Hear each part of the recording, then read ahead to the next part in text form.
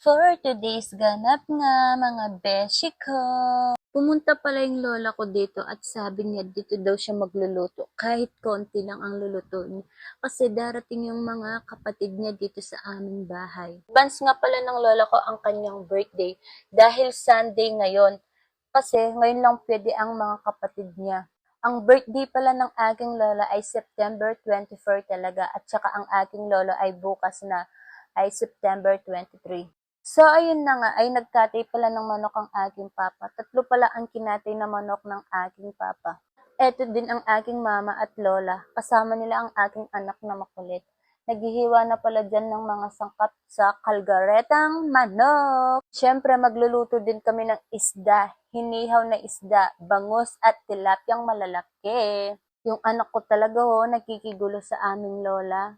By the way, bumili din pala ng okrang aking lola at talong na napakamahal ng talong ngayon. At syempre, ang ampalaya. Ampalaya! Ang mapait sa buhay natin. Charis! Ilalaga ko din pala yung ating okra mga beshi ko.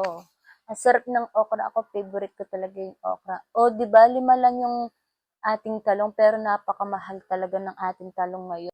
Naghiwa na din ng gulay ang aking lola kasi magpapansit din siya para pampahaba ng buhay. Di kanyaman kanyaning ulam me. So, ayun, ang aking papa ay nagtatanggal ng balahibo ng manok. Diyos ko tay, kami lunis kayang manok, pemulbul miyang makanyan. Diyos ko, binorles me. Kabang mamulbul nema manok itata, kumagdilo nema ning anak ko. Lalagyan natin ng kamatis ang ating bangus at tilapia. Siyempre masarap kapag may mga sangkap, sibuyas, kamatis at sili. O ayan, 'di ba? Napakabilis luto na nga kagad. Ang lalaki ng tilapia na nabili ng aking lola, talagang panghihaw talaga mga beshi ko. Kanyaman, tapos tiltil toyo, kalamansi, sibuyas. O ayon ni tatay ko yung tamang pakitsa mo na kapogi ng tatang ko, ne.